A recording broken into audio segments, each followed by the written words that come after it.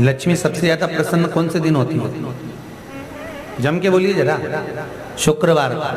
तो शुक्रवार को लक्ष्मी सबसे ज्यादा प्रसन्न क्यों होती है? उसका प्रसन्न होने का कारण क्या था? लक्ष्मी जी के दो भाई थे, दोनों की शादी नहीं हो रही थी, दाता और विधाता, दोनों का विवाह नहीं हो रहा। और दाता विधाता के लिए लक्ष्मी बड़ी परेशान थी, रोज नारायण से कहती थी प्रभु कुछ कृपा करिए, दाता विधाता का विवाह नहीं हो रहा, उम्र होती चली जा रही है, इनका कुछ करिए प्रभु, आप नारायण आप कुछ तो कर सकते हो। भगवान नारायण ने तब लक्ष्मी से कहा एक काम करो, बेलपत्री के पेड़ के नीचे बैठकर लक्ष्मी तुम अनुष्ठान करो तुम्हारे भाइयों के विवाह के लिए। इसलिए आज भी हमारे हिंदू धर्म की रीति है कि बेलपत्री के पेड़ के नीचे शाम के समय लक्ष्मी का वासा होता है। इसलिए लोग इस बेलपत्री के पेड़ के नीचे तुम्हारा रात्रि को शाम को 6 बजे से लेकर रात्रि को 8 बजे तक तुम्हारा निवास होगा।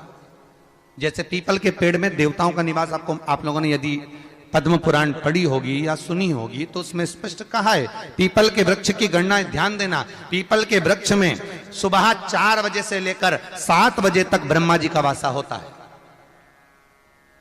पीपल के वृक्ष में सुबह 7 बजे तक ब्रह्मा जी का वासा, 7 बजे से लेकर 10:30 बजे तक पीपल के वृक्ष में भगवान विष्णु का वासा होता है। कितनी बजे तक? 10:30। 10:30 से लेकर 11:30 12 बजे तक पीपल के वृक्ष में पितरों का वासा होता है। इसलिए हमारे यहाँ पितरों को श्राद्ध पक्ष में जो भोजन कराया जाता है वो 10:30 से 12 के बीच में कराया जाता है। 12 बजे के बाद पीपल के वृक्ष में दोपहर के 1:30 बजे तक आहूतों का वासा रहता है। आहूत कौन? जो गर्भ में शांत हो गए, जो कुंवारी अवस्था में शांत हो गए, जो जन्म लेने के बाद उनका विवाह नहीं हुआ और शांत हो गए, उन आहूतों का वासा उस पीपल के वृक्ष में दोपहर में 1:30 बजे तक रहता है। उसके बाद में प्रेतों का वासा चालू होता है। इसलिए दोपहर के समय पीपल के पेड़ की परिक्रमा नहीं होती।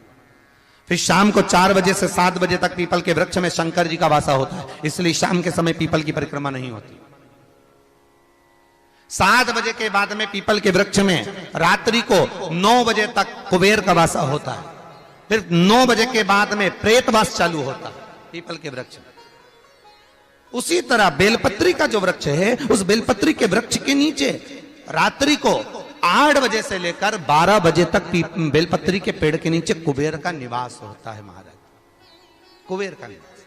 प्रयास करा करो इसी बेलपत्री के पेड़ के नीचे हम दीप लगाएं, घी का दीप। यदि संपदा की कमी हो तो, अगर भगवान ने खूब संपदा दी है तो भले मत लगाओ, कोई दिक्कत। महामृत्युंजय मंत्र का यदि आप जाप करते हो और आपको मालूम पड़ गया कि शरीर में मुझे ये रोग हो गया है, मुझे शुगर हो गया है, मुझे बीपी हो गया है, मेरा ब्लड प्रेशर ऊंचा नीचा रह रहा है, कोई भयंकर रोग, मेरे रिश्तेदार को कोई कैंसर जैसा रोग हो गया, किसी को कोई थायराइड हो गया, किसी को कोई किडनी और लीवर में सूजन हो गई, किसी को कहीं किडनी और लीवर में तकलीफ हो गई, तो शिव महापुराण की कथा कहती है, नवग्रह शिव महापुराण की कथा कहती है कि बेलपत्री के वृक्ष के नीचे महामृत्युंजय मंत्र का जाप जो शुक्रवार की शुक्रवार घी का दिया लगाकर करता है, उसके रोग बाबा देवाधिदेव महादेव समाप्त करते चले जाते हैं। ये संजीवनी मंत्र शुक्रवार के दिन भगवान शंकर को शुक्र को दिया था, इसलिए उसकी प्रधानता है।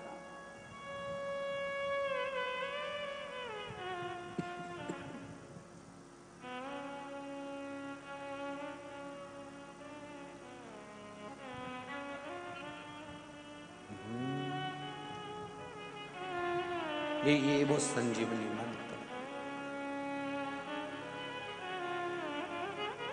शुक्रवार के दिन बेलपत्री के वृक्ष के नीचे बैठकर घृत का दिया लगाकर शरीर में जो रोग है उसका स्मरण कर कर शंकर जी से विनय कर कर, हे भोलेनाथ, आपने शुक्र देवता को संजीवनी मंत्र दिया है, तो क्या आप मेरे को वो मंत्र प्रदान नहीं करोगे?